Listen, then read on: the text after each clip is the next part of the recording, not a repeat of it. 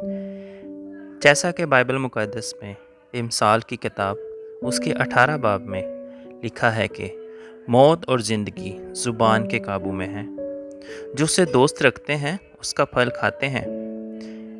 اس کا مطلب یہ ہے کہ زبان ایک اہم کردار ادا کرتی ہے۔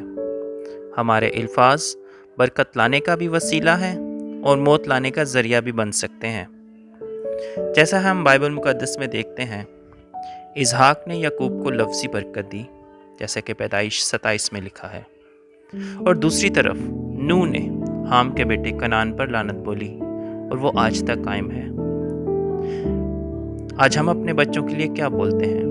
اسحاق کی طرح برکت بولتے ہیں یا نوح کی طرح لعنت؟ اگر ہمارے پاس الفاظ نہیں تو آئیں میرے ساتھ مل کر یہ دعا کریں۔ آسمانی باپ، میں اپنی اولاد کو تیرے حضور میں لے کر آتا ہوں، تیرے مذبح کے پاس لاتا ہوں، جیسا کہ زبور 84 میں لکھا ہے کہ گوریا اور ابیل نے اپنا ٹھکانہ تیرے مذبح کے پاس بنایا جہاں وہ اپنے بچوں کو رکھیں۔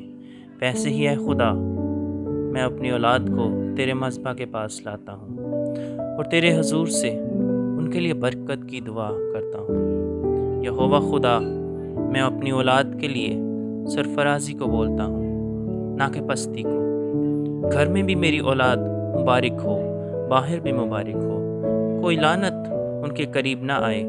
خدا باپ، میری اولاد کے دشمنوں کو ان کے روبرو شکست دے۔ اے باپ، میری اولاد جس کام میں ہاتھ ڈالے اس میں برکت دے۔ اے باپ، آسمان جو تیرا اچھا خزانہ ہے میری اولاد پر کھول دے۔ آسمانی باپ، میری اولاد قرض دینے والی ہو، نہ کہ قرض لینے والی ہی۔ اے خدا، میری اولاد سہ ٹھہرائی جائے، نہ کہ تم۔ اے باپ، اپنے وعدوں کو میری اولاد کے لیے یاد فرما، جو کہ ہاں اور آمین کے ساتھ ہیں۔